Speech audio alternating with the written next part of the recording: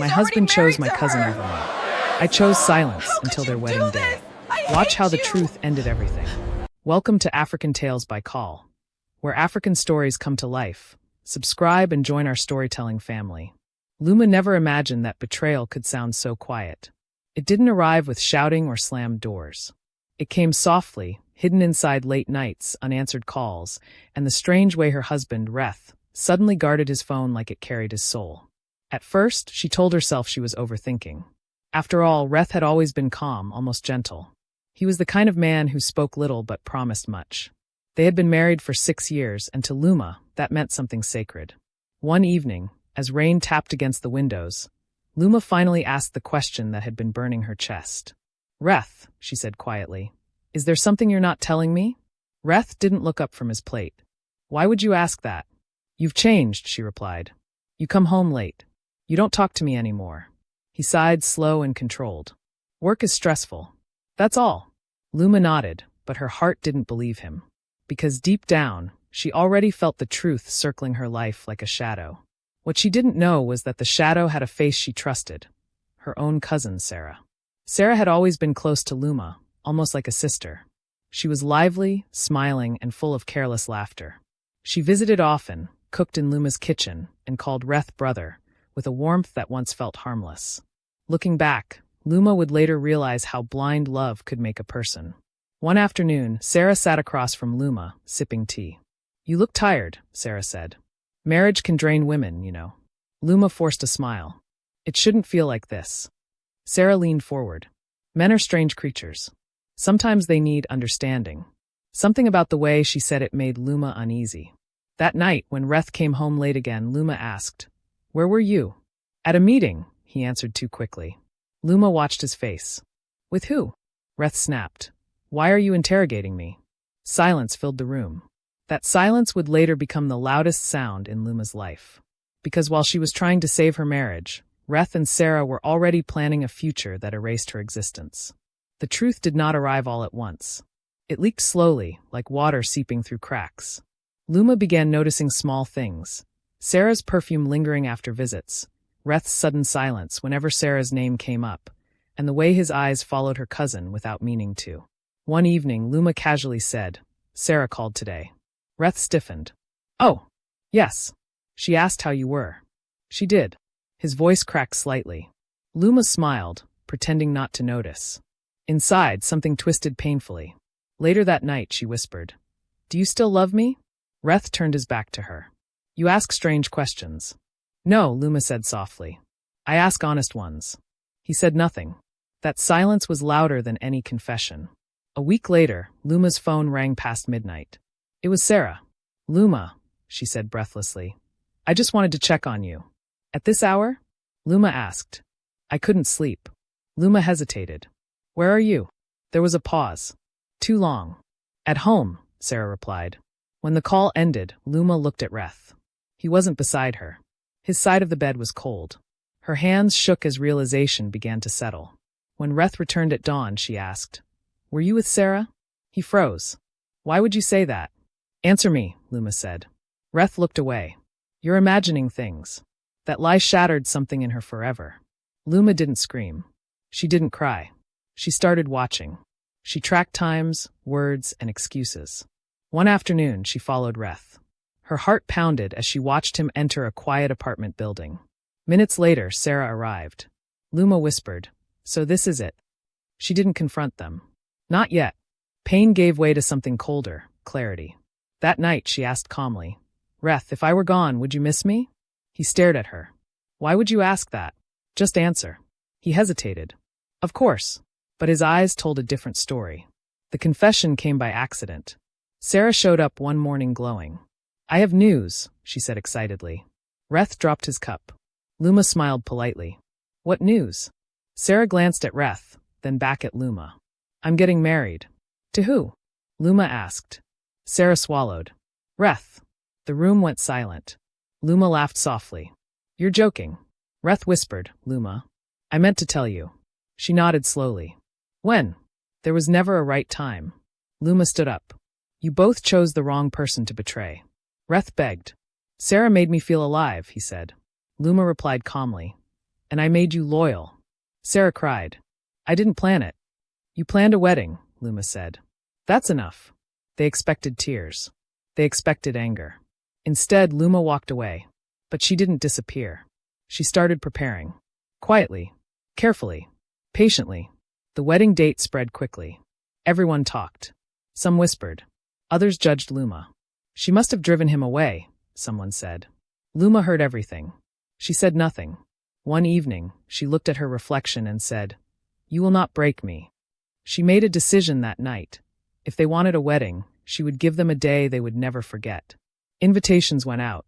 Luma received one too. You're invited, Sarah said nervously. Luma smiled. I wouldn't miss it. Reth looked uneasy. Are you sure? Very sure, Luma replied. They mistook her calm for weakness. That was their final mistake. As the wedding day approached, Luma gathered evidence. Messages, photos, documents. Each piece was a quiet promise of justice. This isn't revenge, she told herself. This is truth. The stage was set. And on their happiest day, the truth would finally speak. The wedding morning arrived bright and calm, almost mocking. Luma woke before sunrise, her mind clear in a way it hadn't been for months. She dressed slowly, choosing a simple outfit, nothing dramatic. This is not about how I look, she murmured. It's about what I say. Her phone buzzed. A message from Sarah. Please come early. I want to talk. Luma typed back, I'll be there. She wasn't lying. She would be there, for everything.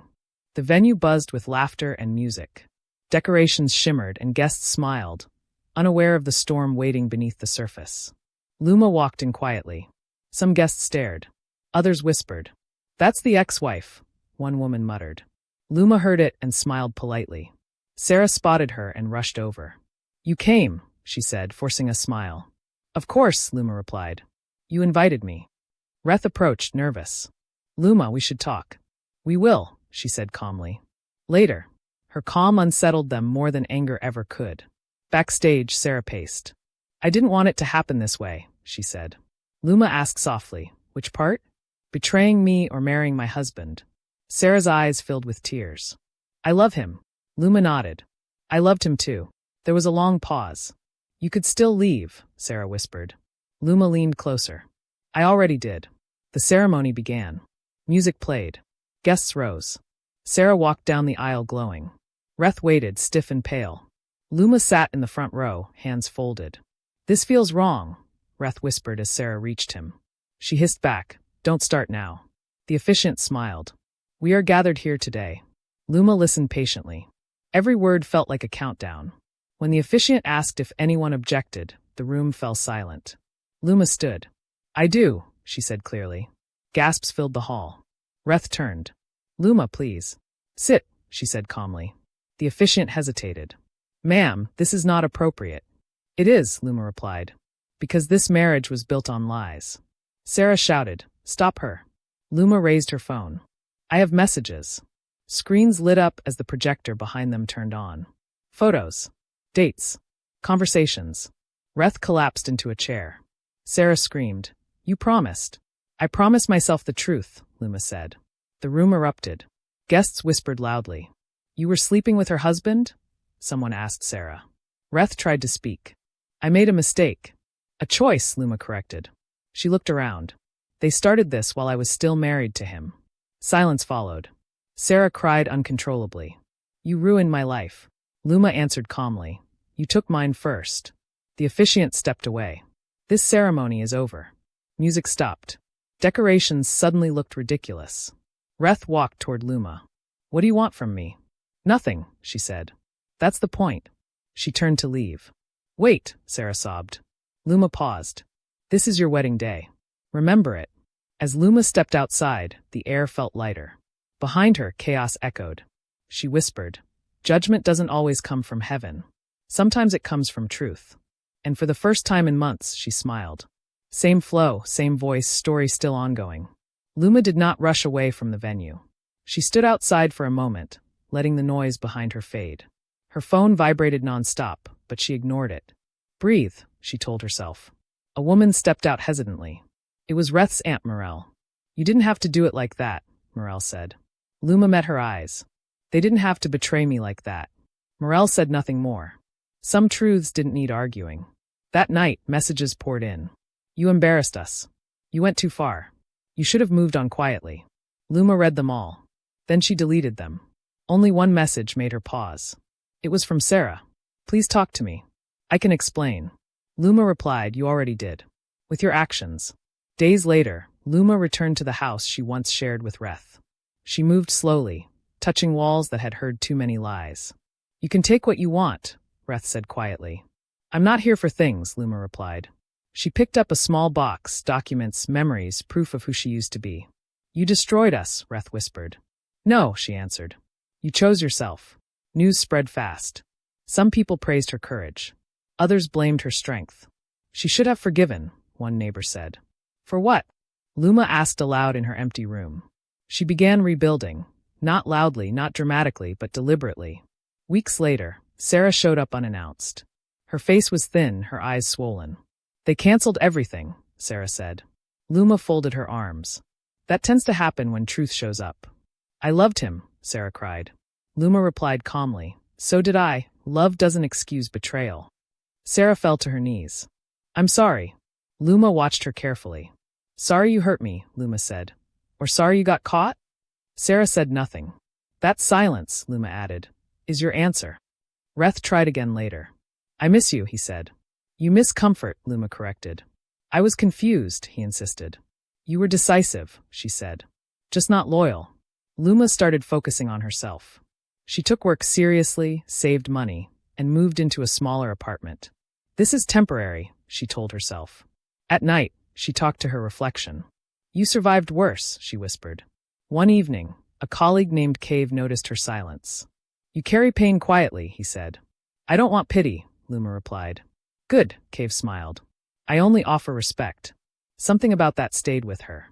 Sarah's life unraveled slowly. Friends disappeared. Family avoided her.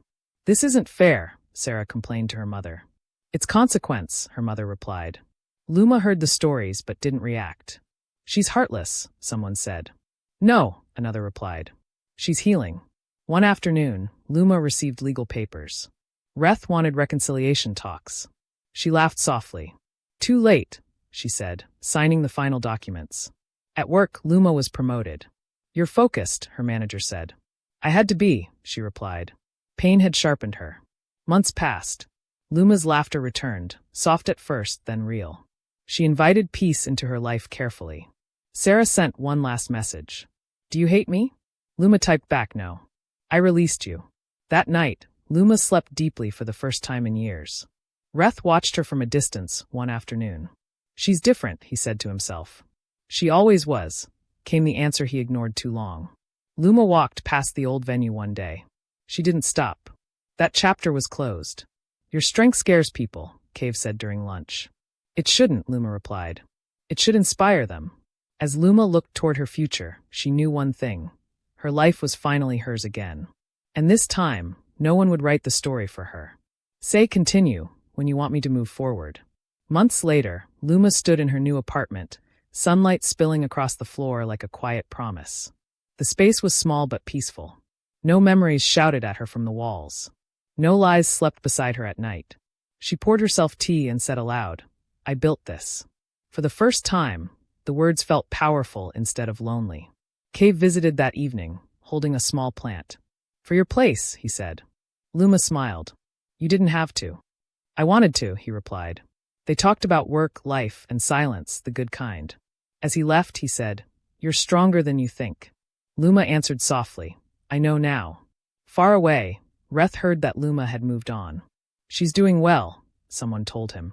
He nodded, swallowing regret that came too late. For the first time, he understood that forgiveness was not guaranteed, and love was not permanent. Luma returned home that night, watered her plant, and looked out the window. She whispered, I didn't lose a husband. I gained my life. There was no anger in her voice, only peace. And so the wedding day that was meant to celebrate betrayal became the moment truth took the stage. Not with shouting, not with violence, but with courage. Luma's judgment was not revenge, it was freedom. Please like, subscribe, and share.